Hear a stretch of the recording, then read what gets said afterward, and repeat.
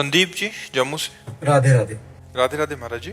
महाराज जी, जब हम दुखी होते हैं या हमारा खराब समय चल रहा होता है, जब हमारा आर्थिक या शारीरिक नुकसान होता है, तब हम अपने विश्वास को कैसे प्रभु पे बनाए रखें? और आपने किसी के साथ गलत आचरण किया और हमारे यहाँ का कानून आपको बंदी बना के दंड दे रहा है, तो उसमें भगवान का क्या दोष है? हमने कर्म किया, उसका भोग भोग रहे हैं। ऐसे अनेक जन्मों से हमारे कर्म होते चले आ रहे हैं, तो उसमें भगवान का विश्वास अविश्वास थोड़ी, हम वो तो विधान है, वो तो कानून है। तो ऐसे भगवान भी कानून के अंतर्गत है। जो भगवान ने कानून बना दिया उस कानून के अंतर्गत भगवान भी है। जैसे राष्ट्रपति हो या प्रधानमंत्री हो, हमारे भारतीय संविधान के विरुद्ध आचरण बन जाए तो उनको भी जेल जाना पड़ेगा, नहीं जाना पड़ेगा?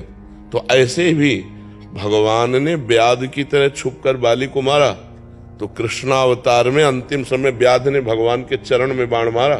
कानून के बाहर नहीं है, जो कानून बना दिया उसके अंतर्गत है। तो हमारे लोगों के जन्म जन्मांतरों के पाप हैं, जो हमें दुख, विपत्ति, संकट और हमारी जो उन्नति है उसमें वो बाधा पहुंचाते हैं। उन्हीं के नष्ट करने के लिए तो हम प्रार्थना करते हैं कि नाम जप करो, अच्छे कर्म करो, दूसरों को सुख पहुंचाओ, जिससे तुम्हारे पाप कर्म तुम्हें परास्त न कर पावे। अब भजन करोगे नहीं। अब जैसे बहुत से लोग हैं, मुर्गा बकरा मांस खाते हैं, शराब पीते हैं, पराई माता बहनों से व्यभिचार करते हैं, और जब उनको संकट आता है तो भगवान को कोसते हैं। तो इससे भगवान क्या करे? आप हमें बताओ। तुम्हें खेती दे दी गई, बीज दे दिए गए, अब बम्बुल बो कि दाग छुहारा बो, ये तुम्हारी बुद्धि की बात है। अब बो बम्बुल और चाहो दाग छुहारा, तो ऐसा तो नहीं हो सकता।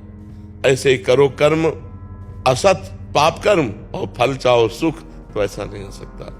अच्छे कर्म का फल अच्छा होता है, बुरे कर्म का फल बुरा होता है।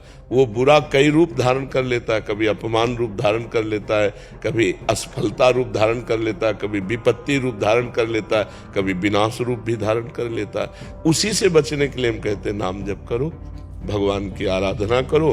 तो जैसे मुकदमे में हम हार गए और हमको फांसी की सजा मिली, अब कोई उपाय नहीं कि आपको फांसी से बचाया जा सके, तो एक उपाय है, राष्ट्रपति से क्षमा याचना। तो ऐसे हमारे भगवान हैं, अगर हम भगवान से क्षमा याचना करें तो हमसे माना कि गलतियां हो गई, हमारा बिल्कुल पक्का अपराध है, हमें भोगना भी पड़ेगा, लेकिन भगवान चाहे तो क्षमा कर सकते हैं ना। तो उन्होंने कहा आम तो आम सर्व पापेभ्यो मोक्षयिष्यामि मा शुचा, मैं तुम्हें समस्त पापों से मुक्त करके पवित्र कर दूंगा। तो हम भगवान की शरण में जाए। कुछ न कुछ हमसे पाप बनते रहते हैं, तो वो पाप हमें सता न पावे, हमें दुख न दे पावे, आगे हमसे पाप न बन पावे, ऐसी हमारी बुद्धि शुद्ध रहे। इसलिए हमें भगवान की शरण में जाना चाहिए, भगवान का नाम जप करना चाहिए और दूसरों का परोपकार करना चाहिए। परोपकार से हृदय बहुत जल्दी पवित्र होता है। अगर हम पशु पक्षी का भी परोपकार करने लगे तो हमारा हृदय बहुत जल्दी पवित्र हो जाएगा, निष्पाप हो जाएगा। समझ पा रहे हैं आप? इसमें भगवान को कोसने की जरूरत क्या है? भगवान का आपसे कोई दुश्मनी है क्या?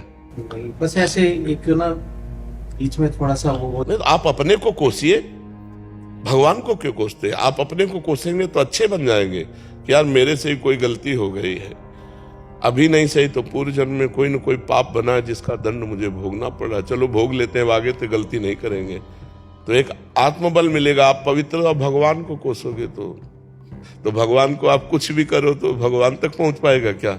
वो तो बहुत महान है, बहुत महान। देखो पूरे अनंत ब्रह्मांडों का सृजन करके सबके अंदर खेल रहा है, वो चींटी के अंदर भी आराम से सो रहा है और समस्त ब्रह्मांडों को अपने एक रोमकूप में रखता है।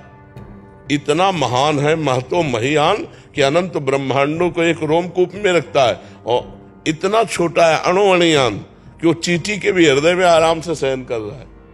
ऐसा वो महान परमात्मा है। अणुअणियान महतो महियान। यो माम पश्यति सर्वत्र सर्वम च मयि पश्यति तस्याहम न प्रणश्यामि सच में न प्रणश्यति। जो सर्वत्र श्री भगवान को देखता है, सबको श्री भगवान में देखता है, वही वास्तविक देखता है। सर्वत्र भगवान सबके हृदय में और सब भगवान के हृदय में वास करते हैं। ऐसे भगवान को हम भला कोस करके क्या प्राप्त कर लेंगे? इसलिए उनकी शरण में जाएं, उनका नाम जप करें और अपने को कोशे कि हमसे कोई गलती हो गई है जिसका परिणाम मुझे दंड रूप में प्राप्त हो रहा है।